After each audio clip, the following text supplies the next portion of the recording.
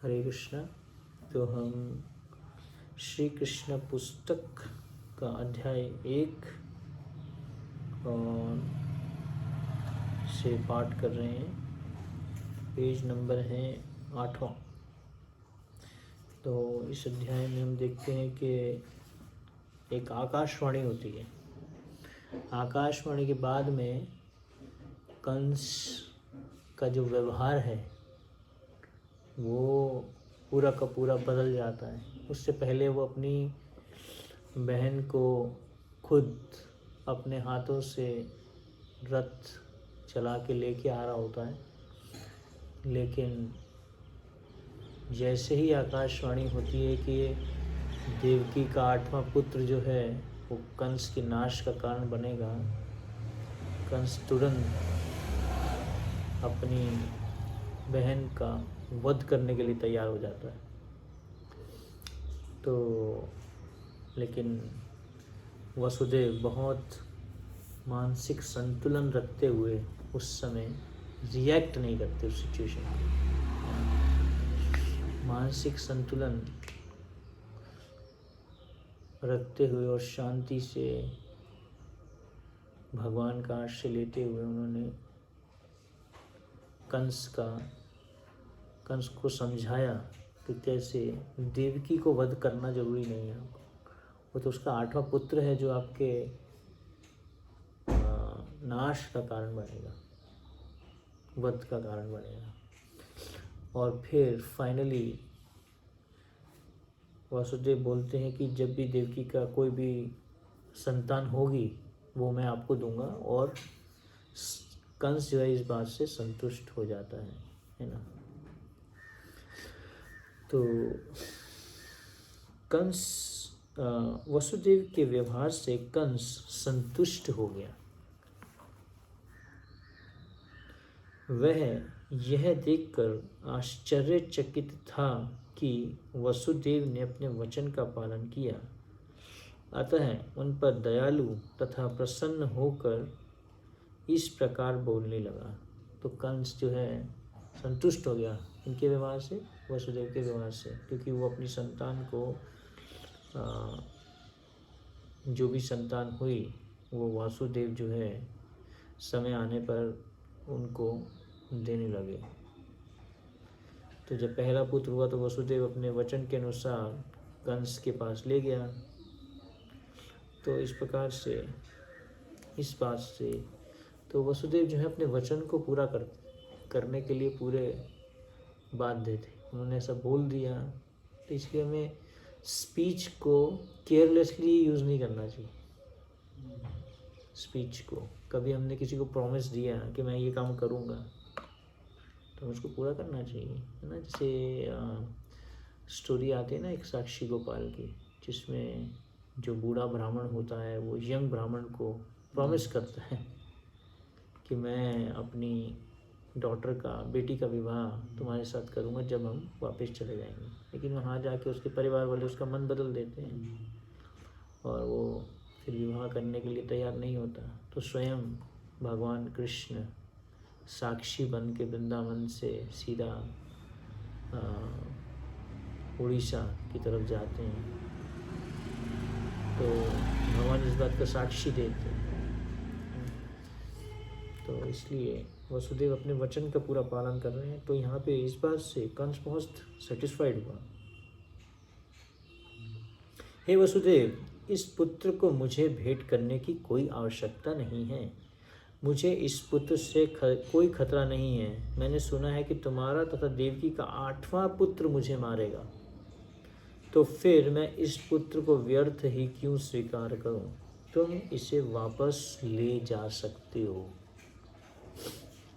जब वसुदेव अपने प्रथम पुत्र को लेकर घर लौट रहे थे तो यद्यपि वे कंस के व्यवहार से प्रसन्न थे, तथापि उन्हें उस पर विश्वास नहीं हो रहा था, क्योंकि वे जानते थे कि कंस किसी के वश में नहीं है। एक नास्तिक पुरुष कभी भी अपने वचन का पक्का नहीं हो सकता। प्रभुपाद जी ऐसा लिख रहे हैं। An atheistic person cannot be firm in his words of honor.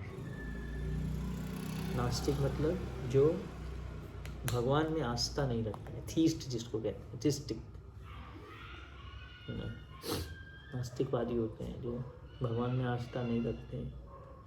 तो प्रभुपाद बोल रहे हैं कि जो एक एथिस्टिक है वो कभी भी अपने वचनों का पालन नहीं कर सकता, लेकिन जो थीस्टिक है, थीस्टिक जो भगवान में विश्वास रखता है कि भगवान है ना, तो वो अपने वचनों में पक्का रहता है। प्रभुपाद जी ने प्रभुपाद जी को भक्ति सिद्धांत श्री ठाकुर ने बोला, whenever you get money, print books and go to Western world to spread Krishna consciousness। 2 वचन प्रभुपाद ने दिए अपने स्पिरिचुअल मास्टर को, गुरु को, और उसका पालन करते हुए प्रभुपाद ने पूरे दुनिया में भगवत भक्ति का, कृष्ण भावनामृत का प्रचार कर दिया, है ना। तो क्योंकि उन्होंने थीस्टिक मतलब उनसे संबंध था उनका अपने गुरु से, तो उसके कारण वो अपने वचन का पालन कर पाए, है ना। इस पुत्र को मुझे भेंट करने की कोई आवश्यकता नहीं, गज ने बोला। जब तो इस प्रकार से एक नास्तिक पुरुष कभी भी अपने वचन का पक्का नहीं हो सकता। जो व्यक्ति अपनी इंद्रियों को वश में नहीं रख सकता वह अपने संकल्प में किस प्रकार दृढ़ हो सकता है। महान राजनीतिज्ञ चाणक्य पंडित ने कहा, कभी भी किसी कूटनीतिज्ञ या स्त्री पर विश्वास न करना। जो लोग अनियंत्रित इंद्रिय तृप्ति में आसक्त हैं वे कभी भी सत्यनिष्ठ नहीं हो सकते, ना कभी उन पर विश्वास किया जा सकता है ना। The atheistic person cannot be firm in his words of honor. The great politician says that विश्वास होने कर्तव्य स्त्रीषु राजकुलेषु च। तो कभी भी किसी राजनीतिज्ञ पे विश्वास नहीं। तो those who are addicted to unrestricted sense gratification can never be truthful। तो बिल्कुल इंद्रिय तृप्ति में लगा हुआ, वो सत्यता का पालन नहीं कर सकता, सत्य के पथ का पालन नहीं कर सकता जो इंद्रिय तृप्ति में लगा हुआ है। Nor they can be trusted with any faith, और ना ही हम उस पर विश्वास कर सकते हैं। तो कोई भी भौतिकवादी व्यक्ति जो अपनी इंद्रियों को नियंत्रित नहीं करता, इंद्रियों के अनुसार ही चलता है, जो इंद्रियां बोलती हैं, जो मन बोलता है, उसके अनुसार अपना जीवन जी रहा है। इंद्रियों को नियंत्रित कैसे करते हैं? मन से करते हैं, है ना। जिस व्यक्ति का मन ही भगवान के चरणों में नहीं लगा हुआ, गुरु के चरणों में नहीं लगा हुआ, जिसका मन गुरु के आदेशों में नहीं लगा हुआ, जिसका मन, तो उसके मन में जो आएगा वो करेगा। तो ऐसे व्यक्ति पे विश्वास नहीं कर सकते। Those who are addicted to unrestricted sense gratification, Gopal लिख रहे हैं, अनरिस्ट्रिक्टेड मतलब कि अनियंत्रित। तो इसलिए ये बहुत इम्पोर्टेंट है कि हम इंद्रियों को नियंत्रित रखें। तो गोपाल ने सिंपल मेथड दिया कृष्णा चैतन्य महाप्रभु ने कि कैसे इंद्रियों को कंट्रोल करने के लिए 5 जैसे इंद्रियों का एक घोड़े वाला आपने सीन देखा होगा, अलग अलग घोड़े हैं, और उसकी जो रस्सी है वो मन के समान है। अगर रस्सी को कंट्रोल कर लिया तो इंद्रियां अपने आप ही नियंत्रित हो जाएंगी, है ना। तो इसलिए मन को, है ना, ऋषिकेश सेवनम भक्ति, तो मन को भगवान में लगाना सबसे पहला ये महत्वपूर्ण है। मनः परम कारणम आमनंती संसार चक्रम परिवर्तयेत, है ना।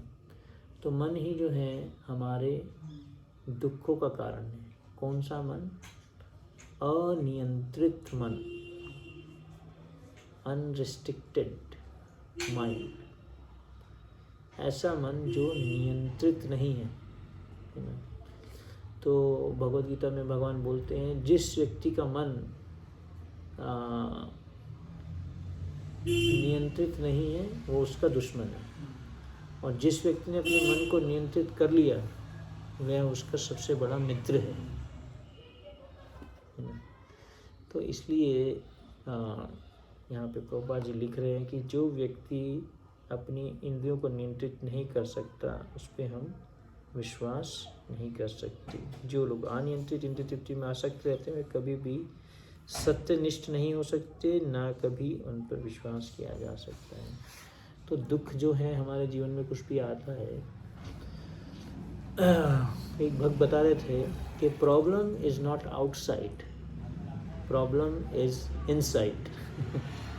कोई भी प्रॉब्लम बाहर नहीं है, प्रॉब्लम कहाँ है?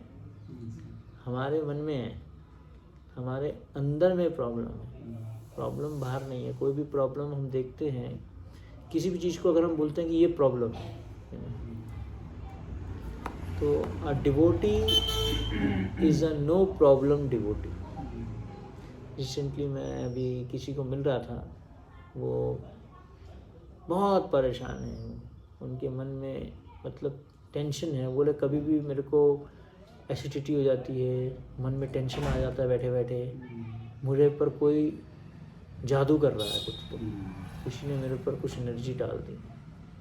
मैंने बोला नहीं, आप भगवान के नाम को लीजिए, भगवान के नाम का आश्रय कीजिए, आपकी प्रॉब्लम सॉल्व हो जाएगी। तो कोई भी प्रॉब्लम हमारे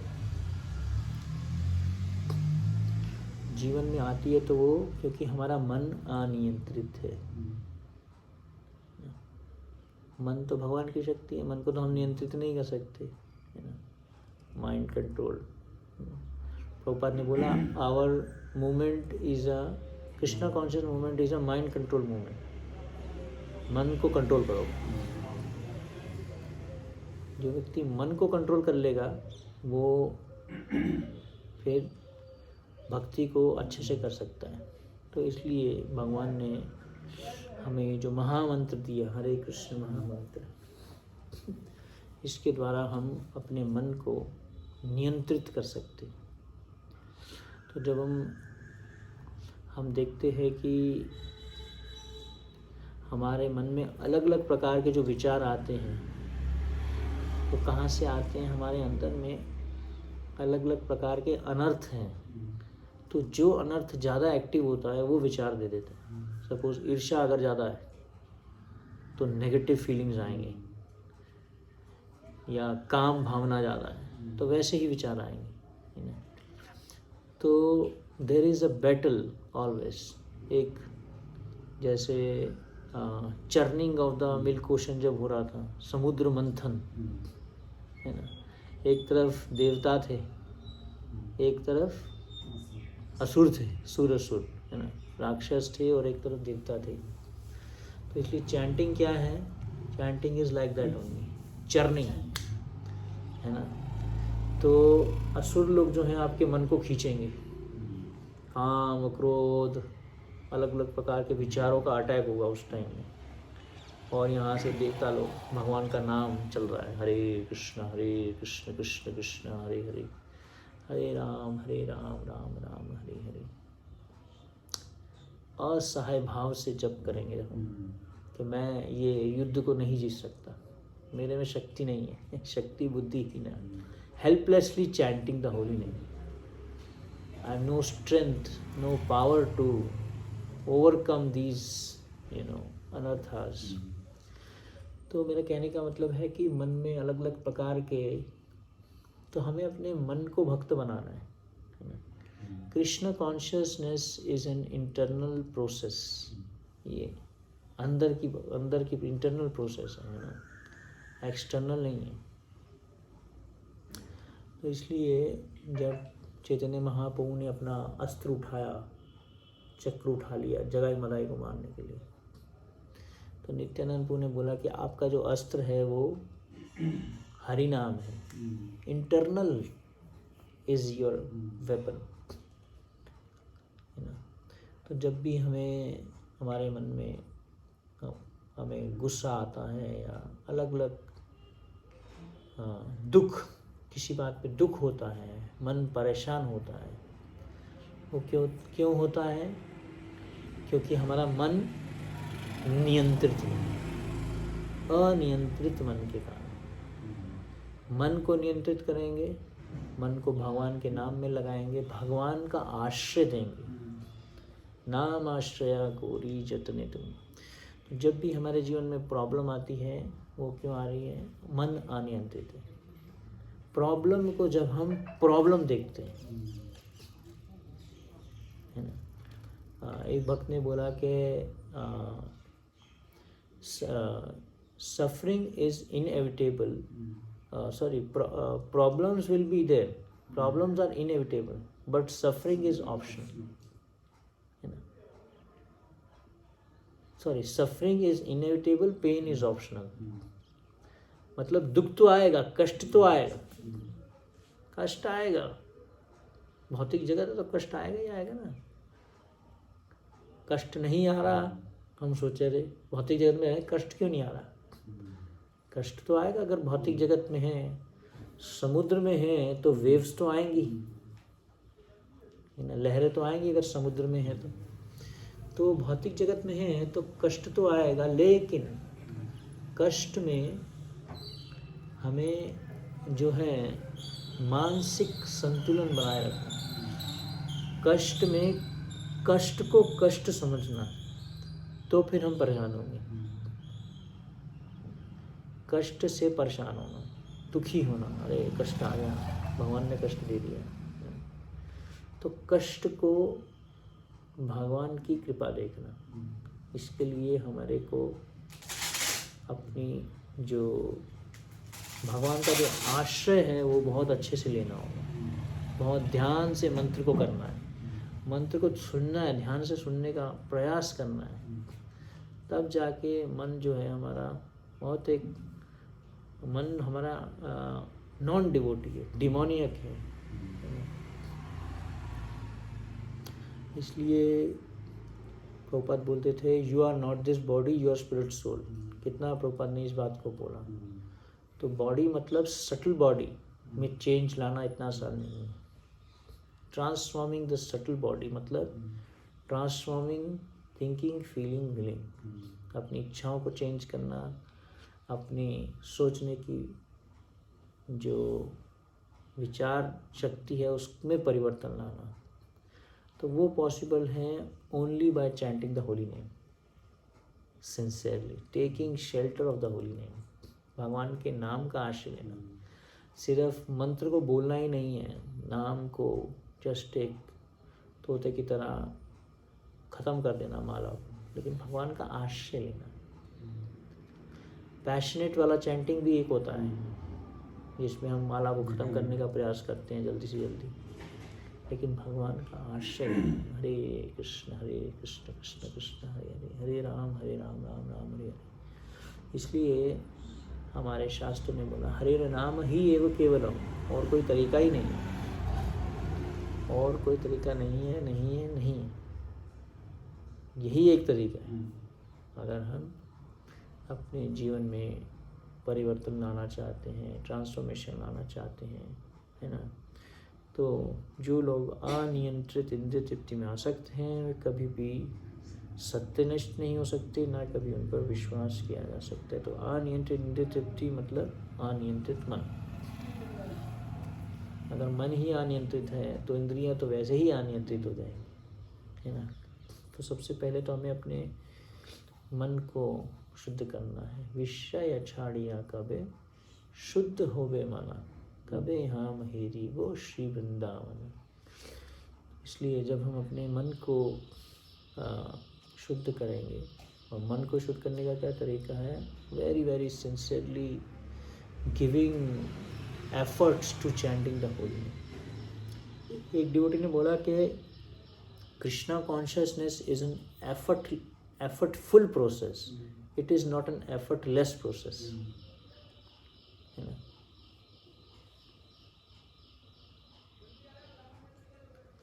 तो इसमें हमें एफर्ट्स तो डालने पड़ेंगे, है ना, थोड़ा तो प्रयास करना पड़ेगा। मंत्र को सुनने का प्रयास करना है, फिर धीरे धीरे धीरे धीरे हमारा मन एक पॉजिटिव डायमेंशन में जाएगा, पॉजिटिव थिंकिंग में जाएगा। Just by saying think positive is not possible, thinking positive. तो थीस्टिक व्यक्ति जो है वो भगवान का आश्रय लेता है ना। प्रभुपाद यहाँ पे बोले ना, एथिस्टिक जो व्यक्ति, एक नास्तिक पुरुष कभी भी अपने वचन का पालन, तो थीस्टिक है ना, थीस्टिक, तो वन हु इज थीस्टिक, तो किसी भी चीज़ को अगर हमें करना है तो we have to be theistic, taking shelter of Krishna, that is Krishna consciousness. तो इसलिए यहाँ पे कंस जो है वो कभी भी अपनी बात बदल सकता है। अभी बोल रहा है कि तुम अपने पुत्र को ले जाओ और मुझे इससे खतरा नहीं है, सुना है कि तुम्हारा तथा देवी का 8वां पुत्र जो है वो मेरे नाश का कारण बनेगा, है ना।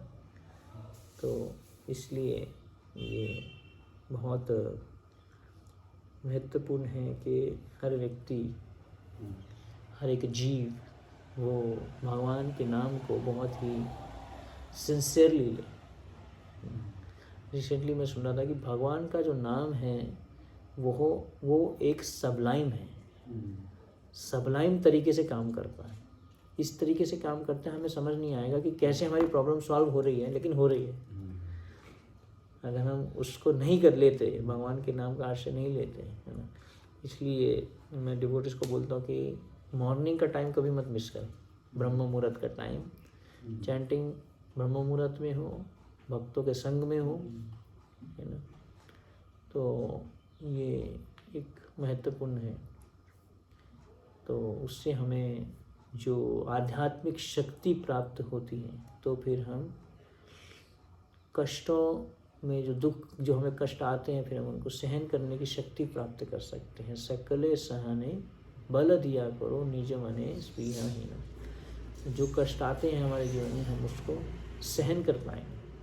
सहनशीलता हमें प्राप्त हो सकती है अगर हम सही से भगवान के नाम का आश्रय लेते हैं, मन को नियंत्रित करते हैं, मन को अपना मित्र बनाते हैं, तो ही हम अपने हृदय को शुद्ध कर सकते हैं। उस समय कंस के पास महर्षि नारद आए। उनको जानकारी मिली कि कंस ने वसुदेव पर दयाद्र होकर पहले नवजात शिशु को लौटा दिया है ना। तो जैसे ही नारद मुनि को पता चला, अपीयर हो गए। नारद मुनि अत्यधिक उत्सुक थे कि जितनी जल्दी हो सके भगवान कृष्ण अवतार लें। अतः उन्होंने कंस को सूचित किया कि एक और वृंदावन में नंद महाराज जैसे महापुरुष तथा ग्वाल एवं ग्वालों की पत्नियां, और दूसरी ओर वसुदेव, उनके पिता शूरसेन तथा यदुवंशी वृष्णि कुल में उत्पन्न उनके सारे संबंधी तथा उनके मित्र एवं शुभ चिंतक सभी वास्तव में देवता है।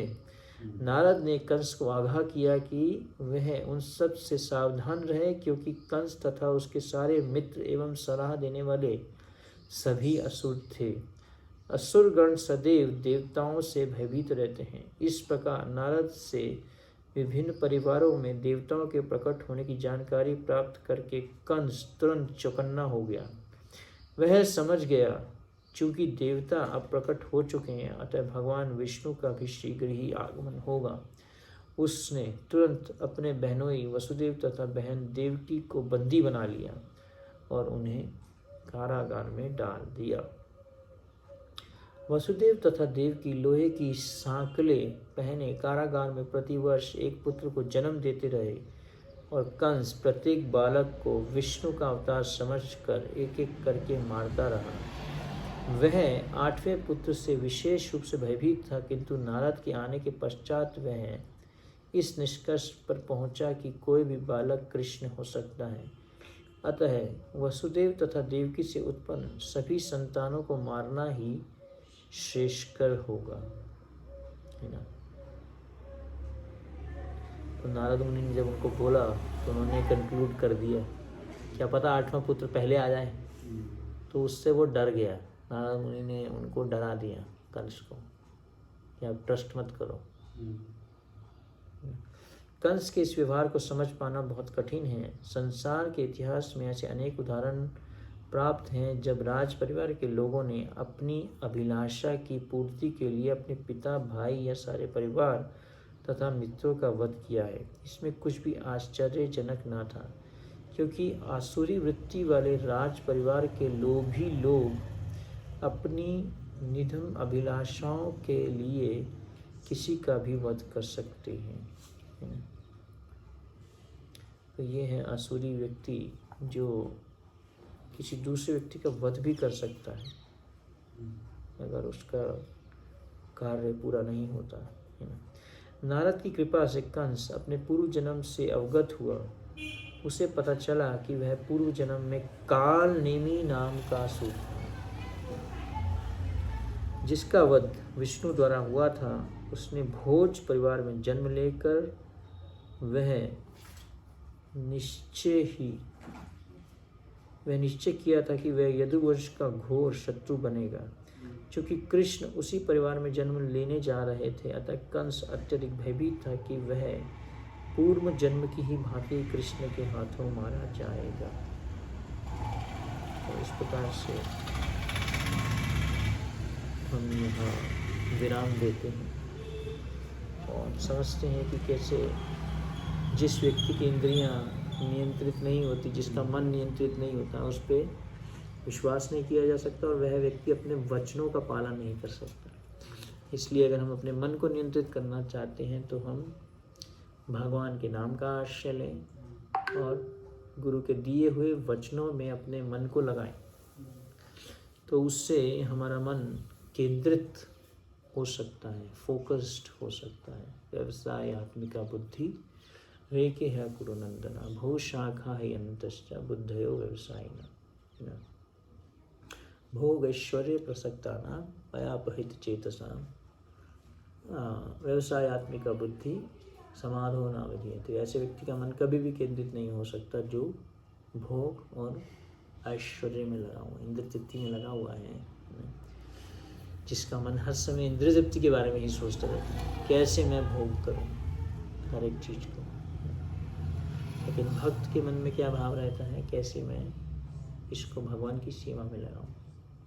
कुछ भी चीज़ उसके पास में होती है वो उसको भगवान की सेवा में लगाना चाहता है, भक्तों की सेवा में लगाना चाहता है, कृष्ण की सेवा में लगाना चाहता है ना। तो क्योंकि जो सेवा भाव है वही हमारी असली प्रकृति है, वही हमें संतुष्टि दे सकती है। जैसे मछली को पानी चाहिए, उसी प्रकार हर एक जीव को क्या चाहिए, अपॉर्चुनिटी टू सर्व, सेवा करने का भाव। तो इसलिए भोग भाव को ख़त्म करना है तो सेवा भाव को बढ़ाना पड़ेगा। और जितना हमारा सेवा भाव बढ़ेगा है ना, तो हरि नाम का भी हम जप करते हैं तो उसको हमें सेवा भाव में करना है, एज ए सर्विस। भोग भाव में नहीं करना कि मेरे को अच्छा लग रहा है, मेरी प्रॉब्लम सॉल्व हो जाएगी इसलिए मैं चैंटिंग करता हूँ, है ना। कई बच्चे करते हैं ऐसा, मंदिर जाते हैं, एग्ज़ाम आ रहे हैं तो मंदिर हो जाते हैं, ऐसा होता है ना। मंदिर जाते हैं, भगवान को प्रार्थना करते हैं मेरे एग्ज़ाम में अच्छे मार्क्स आ जाएं, 90%, 95%। तो भगवान के पास में जाते हैं भगवान की सेवा करने के लिए, अपनी भोग की इच्छाओं को पूरा करने के लिए नहीं, है ना। कामा सर्व कामो वा मोक्ष कामा उदार। तो इसलिए भगवान के नाम को अगर हम सेवा के रूप में करेंगे, कोई भी कार्य है उसको सेवा भाव में करना, because it's a service to Krishna. इसको कहते हैं थीसिज्म। एथिस्ट मतलब अपने बारे में सोचता है, नास्तिक व्यक्ति अपने बारे में, मेरे को अच्छा लग रहा तो मैं करूँगा। लेकिन थीस्टिक व्यक्ति जो आस्तिक है, जिसकी आस्था है, वो भगवान के लिए कार्य करता है, कृष्ण के लिए करता है ना। तो कृष्ण चाहते हैं, तो यहाँ पे हम देखते हैं कि देवकी वसुदेव के जीवन में बचपन से ही शुरू से ही कष्ट आ गए। मैरिज होते ही सीधा उनको जेल में जाना पड़ गया और एक एक संतान उनके सामने उसको मारा जा रहा था। जिस संतान को देवकी जन्म दे रही थी उसी संतान को कंस आके उनके सामने ही उसको मार देता था। तो इससे बड़ा कष्ट क्या होगा, कितना कष्ट था देवकी वसुदेव के जीवन में। लेकिन उन्होंने इच्छा की थी कि कृष्ण हमारे पुत्र बने, भगवान को वो पुत्र बनाना चाहते थे। और कृष्ण का जब जन्म हुआ कृष्ण तुरंत भाग गए, उनको सेवा करने का मौका ही नहीं मिला। चले गए कृष्ण सीधा नंद महाराज और माँ यशोदा के पास में, है ना। और कष्ट, भगवान तुरंत वहाँ से चले गए, है ना। तो लेकिन देवकी वसुदेव ने ये नहीं सोचा कि हमें, देखो हमने तो इतना कुछ किया भगवान के लिए, भगवान भाग गए यहाँ से, हमने इतना सहन किया। तो भक्त को जैसे भी सेवा करने का मौका मिलता है वो भगवान की सेवा करता है ना। तो गुरु की सेवा करता है और इस प्रकार से भगवत भक्ति में भगवान और भगवान के भक्तों के दिए गए जो आदेश हैं उनका पालन करते रहते हैं। उसी प्रकार से हम उनकी सेवा कर सकते हैं। हरे कृष्ण। श्रील प्रभुपाद की जय, कृष्ण भगवान की जय, ताई गौर प्रेमानंदी।